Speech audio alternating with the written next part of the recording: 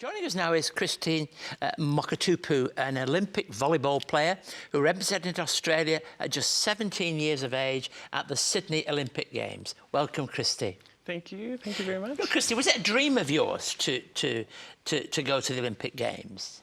Absolutely. I was always athletically talented, and I didn't know which sport it'd be for, but I knew that I wanted to go to the Olympics for some sport. Yeah. And that's fantastic at 17, isn't it, really, to be in that place? Yes, I don't think at 14 I thought when I got picked for the Australian national team, that I was going to go to the 2000 Olympics. But with hard work and training, at 17, there I was at Sydney 2000 for volleyball. In your own country, it was really something special. Yes. Tell us what it was like representing Australia in that context. It's a huge honour. It's definitely a huge honour. I don't think you really appreciate it until you play in the green and gold colours and you travel around the world and you're playing in front of tens of thousands of people in different countries and you're wearing these colours and people are coming up to you and asking you questions about being Australian. And so I didn't realise what an honour it was until I actually was performing and training for Australia. And so, yeah, it's an incredible honour. You must have been influenced by those around you at that time. So what impact did it have on your life? Definitely. At 14, we're definitely being impacted by the people who we're around. And so I was around a lot of great people. And at that time, from 14 to 17, obviously I was just performing in an amazingly pace because I was around amazing athletes, coaches, and all the rest of it. So I'm going to fast forward a bit now. You're a mum, but you're also an anti-drug campaigner and involved in that. Tell us what that's all about. Yes, I'm so passionate about it. Well, after my career ended, I got a bit lost. I started partying with recreational drugs. And after I came out of it, or I stopped doing it, I just got really mad and thought, why did I make decisions that obviously took me down the wrong path and away from my talents, which I had? And I could have gone much further than I did, but I didn't. And so then I decided that I wanted to make sure that my son and other children never go anywhere near drugs, even one time. And that's why my work, I'm very passionate about what I do with my anti-drug advocacy. And I'm doing a lot of work out there with it. So you, in fact, stopped before you got over that edge, which would have been very difficult to have come back from, wouldn't it? Absolutely, absolutely. It was a very hard time. Exactly like you said, right near the edge. And I was one of the lucky ones that didn't. And thank goodness I found Jesus in time. And life changed for me. But for other people, they're not so lucky.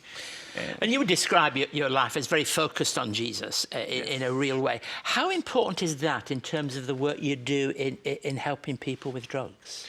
Well, it's the most important thing. When I think about drugs and I listen to people talk about their testimonies, they're like, it's impossible because of this reason and this, and it's, we've tried for years and we've been to every drug rehab. And when I hear of those stories, the only name that just keeps popping in my head is Jesus. Yes. It's the only thing that can change when you get to that point, like you said, over the edge. Jesus is the only name. And something that we shared together a little earlier is that there's hardly anybody untouched by this, is there really? Exactly. Yes. So it's just, I walked in here and I had a conversation straight away. I just said, how are you? And all of a sudden we were talking about drugs and how, she was affected by drugs and her family. And I find as soon as I mention to people that I work around anti-drug advocacy, straight away they'll share a testimony that they've had an experience with. So yes, it's a big problem out there. And sometimes people are a bit cynical. They say it's impossible for people to change, but that's not true, is it really? Absolutely. And I hear people all the time, like, this person's been on drugs for 20 years, Christie. It's just not going to happen. Yes. But I've just seen it through Jesus that it can, absolutely can. So, it's possible. So just tell me, in a sense, of the charity that you're really connected to. Yes, 180TC. I love that charity. I've been supporting them in my third year of supporting them. And what they do is they rehabilitate people with drugs and alcohol, and Christ-centred as well. And to do that, a person has to really be committed to be engaged with it, because it doesn't happen in 5 minutes, does it? No, it doesn't happen in 5 minutes. It's a 12-month program. Yeah. And they really, they only have a certain amount of beds available. So they really choose people that are completely 100%, putting their hands up saying, I need help and I want to be in there. And then they go to work once they're in there. Yeah. This is men and women?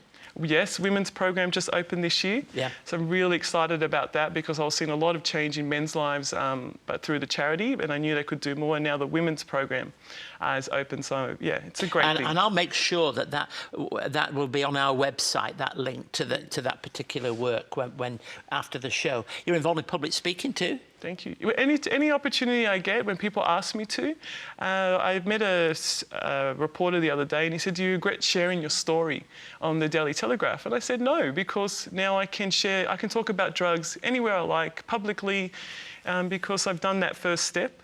So yeah, it's a great opportunity for me to talk about drugs openly. Christie, if you could say one thing, suppose somebody's turn on the TV, they're just catching, they're either themselves or somebody in their family struggling with drug addiction or self-esteem issue, what would you say to them?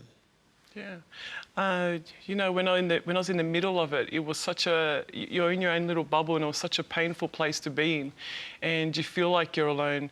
And I remember being so desperate and alone that I was just going like, and I didn't believe in God. I was like, if you're real, if you are real, if God does exist, then show yourself and please help me. And that's it. In that moment, it wasn't long after that things in my life just started to change. So if someone's going through drug addiction, even if you don't believe in Christ, just pray. If you do, pray. If you don't, just start talking to the sky like I did, because then that's when miracles started happening in my life.